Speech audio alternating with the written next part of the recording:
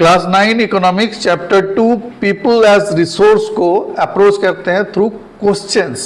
15 questions दिए हुए हैं जो चैप्टर है पीपल एज रिसोर्स उसके अंत में। तो क्वेश्चंस के थ्रू हम कंसेप्ट्स को एड्रेस करेंगे और समझने की कोशिश करेंगे। पहला क्वेश्चन है, question number 1 is what does people as resource mean? People become resources only after they are converted into productive assets through education, skills and health।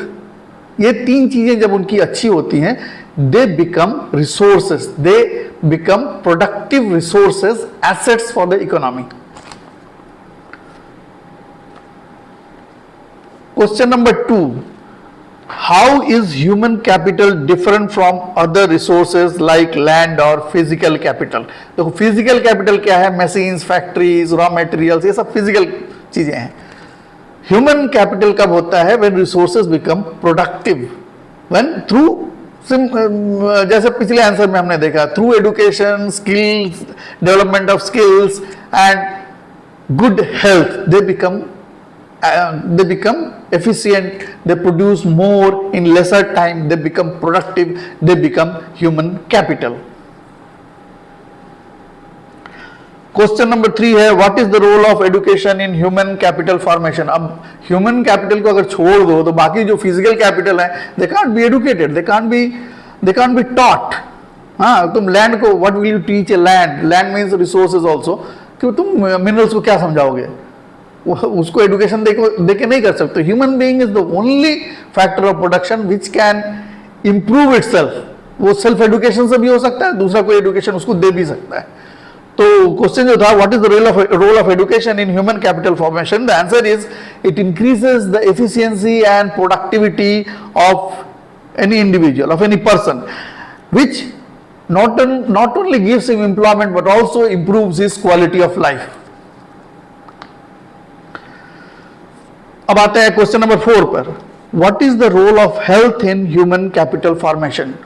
Human capital is the only capital which needs improvement in health. Okay, the inert capital, that is the physical capital, does not require it, है ना। उसको तुम क्या कहते हैं, उसका health वगैरह कुछ नहीं होता है, ठीक है। उसका इनरिचमेंट होता है, उसका हार्नेसिंग होता है, उसके इंप्योरिटीज को हटाना होता है, that is different thing. But human capital has to maintain its health. Health अच्छा रहने से क्या होता है? It increases its capacity to work. उसका जो एब्सेंटीज्म है, अगर वो बीमार रहता है कोई वर्कर या कोई जनरल मैनेजर ही मान लो, अगर वो हरदम बीमार रहता है, वो नहीं जा पाता है, तो प्रोडक्शन विल गेट हैम्पर्ड, एब्सेंटीज्म उसकी बहुत ज्यादा बढ़ जाएगी। बट इफ ही और she is in good health, then he or she can contribute positively to the economy। ठीक है, चलो question number 5 is what are the various activities undertaken by people to earn a living? लोग तरह तरह के काम करते हैं टू अर्न ए लिविंग। इनको 3 कैटेगरीज में बांटा गया है, primary, secondary and tertiary. Primary क्या है? जो अर्थ से ही, यानी मिनरल्स और प्लांट्स या डोमेस्टिकेशन ऑफ एनिमल्स, जो जमीन पर ही करते हैं। मतलब जो प्राइमरी एक्टिविटी, जब इंसान जंगल से निकला तो पहली एक्टिविटी जो उसने की हंटिंग गैदरिंग के बाद, वो था एग्रीकल्चर। तो एग्रीकल्चर को ही इसमें लेते हैं, एग्रीकल्चर को लेते हैं, माइनिंग को भी लेते हैं, और एनिमल हस्बेंड्री हो गया, मुर्गी पालना हो गया, बकरी को पालना हो गया, हाँ, फॉर मिल्क, मीट, हेन पालना हो गया, फॉर अंडे। तो ये सब आ जाते हैं प्राइमरी एक्टिविटीज में। सेकेंडरी क्या है? रॉ मटेरियल को जब कन्वर्ट किया जाता है किसी फैक्ट्री में, दैट इज सेकेंडरी एक्टिविटी ना। मैन्युफैक्चरिंग जैसे है, you convert raw materials into a finished product, that is secondary activity. Tertiary क्या है? Tertiary is providing services like banking, insurance, selling, consultancy, ये सब हो गए tertiary activities. So these are the various activities undertaken by people to earn a living।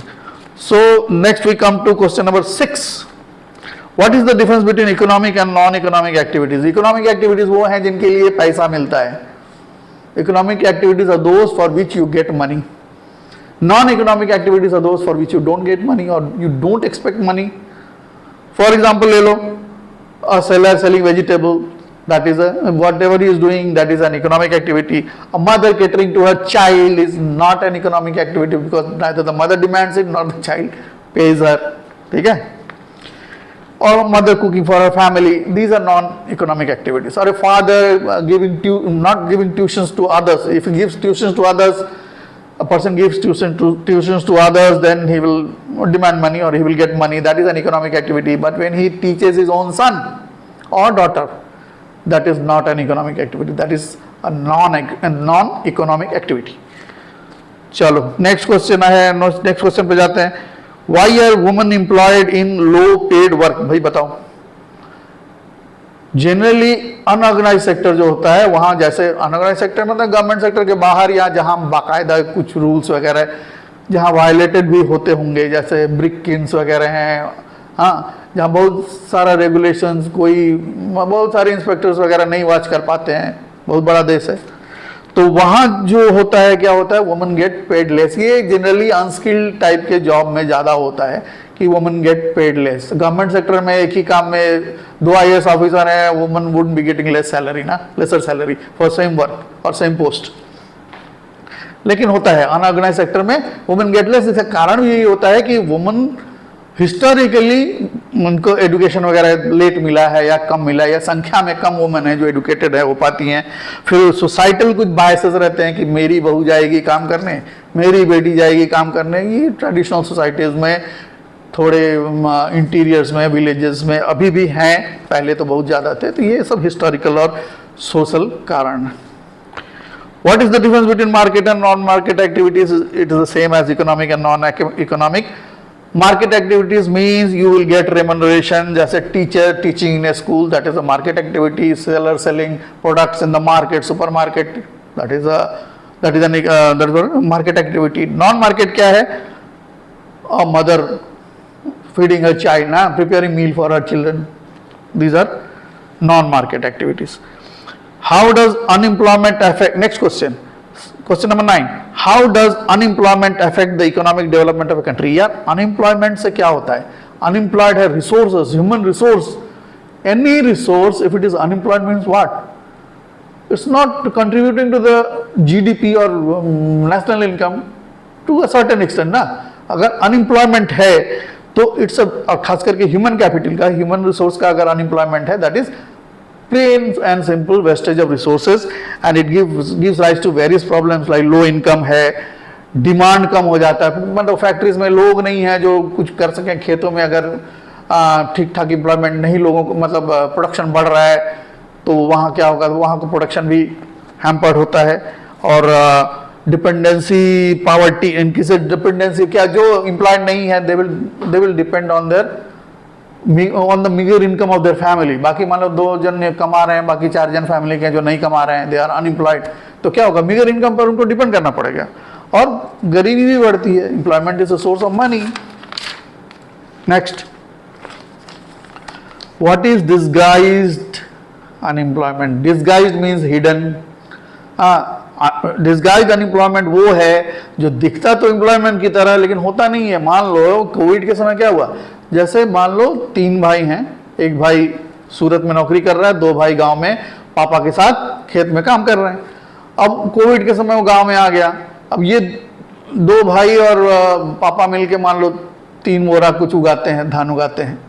अब वो जो भाई आया है उसकी तो आदत नहीं, वो तो नौकरी करता है, पढ़ा लिखा थोड़ा जाता है, खेत में ऐसे भी वो ज़्यादा कुछ कर नहीं पाएगा. He won't be contributing anything positive, but to others he would seem as being in an employment, माने फील्ड में, एम्प्लॉयमेंट में, मतलब अपने ही खेत में, but that is disguised because he is not producing anything positive. वो जो पहले 3 बोरा हो रहा था वो 3 ही बोरा ही हो रहा है, वो जा रहा है, आ रहा है, मदद कर दे रहा है, but is not adding to the production.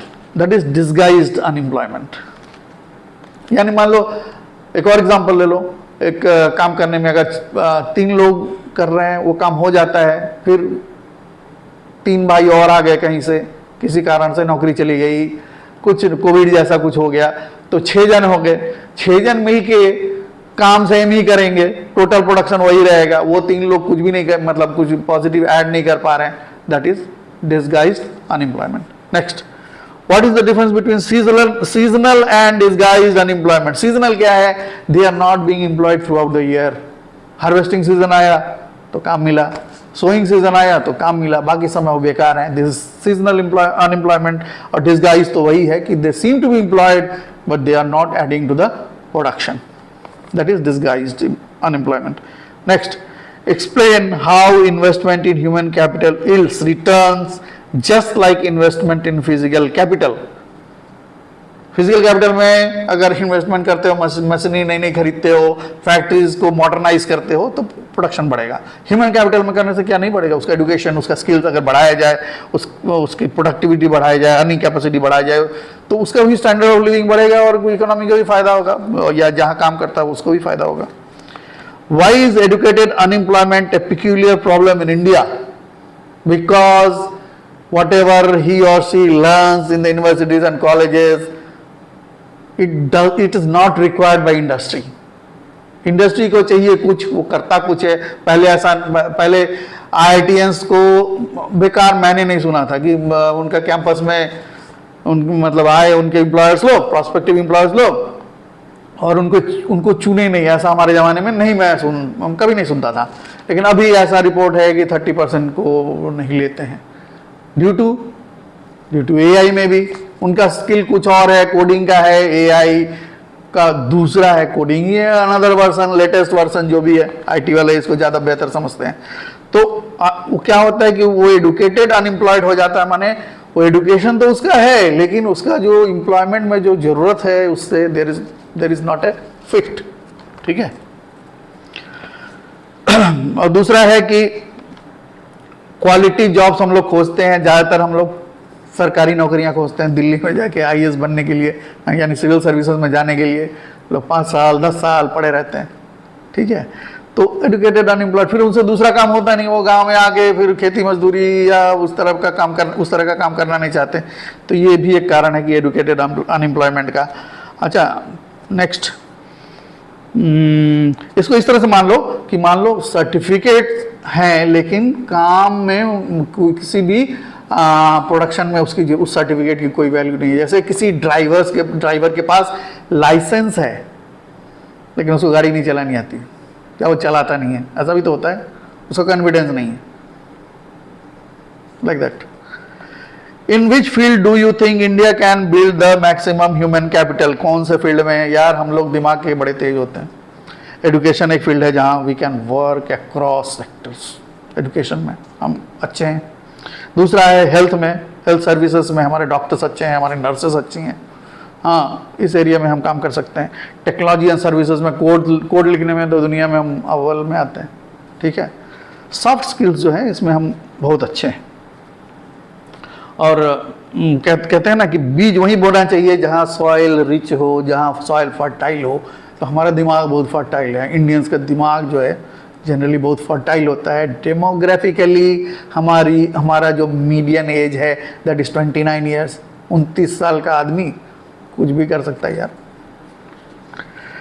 What are the various activities undertaken in primary, secondary and tertiary sectors? ये तो पहले हो चुका है, फिर भी प्राइमरी सेक्टर्स में क्या है? फार्मिंग, फिशिंग, माइनिंग, ये सब आता है जो जमीन से सीधे जुड़ा हुआ काम होता है। सेकेंडरी में आता है conversion of raw materials into finish product, जैसे फैक्ट्री वर्क, कंस्ट्रक्शन वगैरह में घर बनाना हो गया।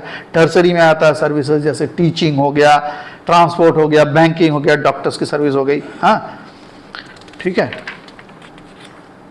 तो ये 15 क्वेश्चंस हो गए। अब एक समरी मैं बता देता हूं, इसको दिमाग में रखोगे तो कोई दिक्कत ही नहीं आएगी। समरी सुनो, कॉन्सेप्ट्स बताता हूं, फिर कोर आइडिया क्या है। जैसे पीपल एज रिसोर्सेज का मतलब है प्रोडक्टिव ह्यूमन बींग्स। दूसरा है ह्यूमन कैपिटल का क्या मतलब है? Skills plus education plus health make human capital. Economic activity क्या है? It is a paid work.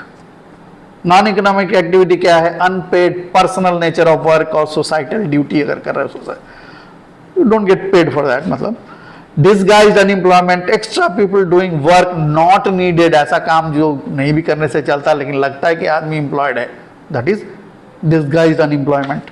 Seasonal unemployment माने पूरे साल काम नहीं मिल रहा है, जैसे सिर्फ बोने के टाइम पर काम मिल रहा है, या फसल काटने के टाइम पे काम मिल रहा है, या कुछ कैजुअल काम के लिए, कैजुअल लेबर थोड़े दिनों के लिए मिल रहे हैं, फिर जरूरत नहीं है, that is seasonal unemployment.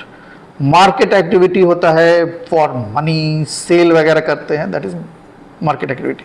Non market activity है वर्किंग फॉर सेल्फ, फैमिली, घर का काम, औरतें जो घर का काम करती हैं, मर्द अगर अपने बच्चे को पढ़ा रहा है, that is also non market. Education and health से क्या फायदा होता है? Increases human productivity. यार ये कंसेप्ट अगर तुम याद रखोगे और इस पर बिल्ड करते जाओगे और पढ़ते जाओगे तो ये चैप्टर तुमको आगे भी ले जाएगा। सिविल सर्विसेज में भी ये चैप्टर है, वहां भी तुम्हारे काम आएगा। You have to build upon this things. Okay okay, bye. to do